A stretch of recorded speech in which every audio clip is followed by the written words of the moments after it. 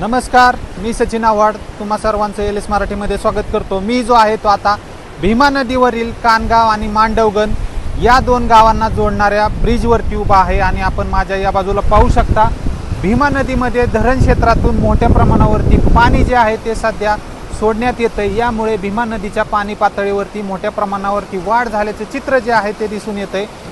काल पुणे जिल्ह्याच्या वरील भागामध्ये मोठ्या प्रमाणावरती पाऊस झाला होता।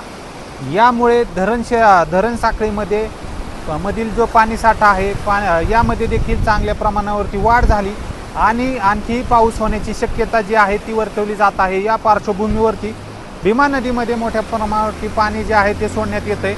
आज सकाळची जी या भागातील परिस्थिती होती ती अतिशय या ब्रिजवरती देखील पाणी होतं।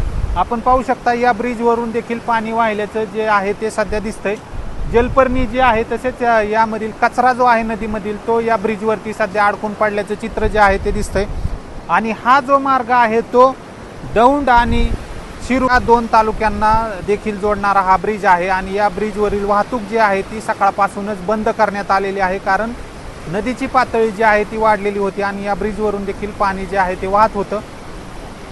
आताची जर आपण परिस्थिती पाहिली तर एकूणच भीमा नदीमध्ये सध्या 1.5 लाख क्युसेक्स इतक्या वेगानं पाणी जे आहे ते सोडलं जाते आणि यामुळे आपण जर पाहिले तर दौंड तालुक्यातील एकूण 5 जे ब्रिज आहेत असे दौंड आणि शिरूरच्या बॉर्डरवरचे ते 5 ब्रिज जे आहेत ते वाहतुकीसाठी बंद करण्यात आलेले आहेत किंवा काही ब्रिज जे आहेत ते पाण्याखाली गेल्याचे चित्र जे आहे ते सध्या दिसते।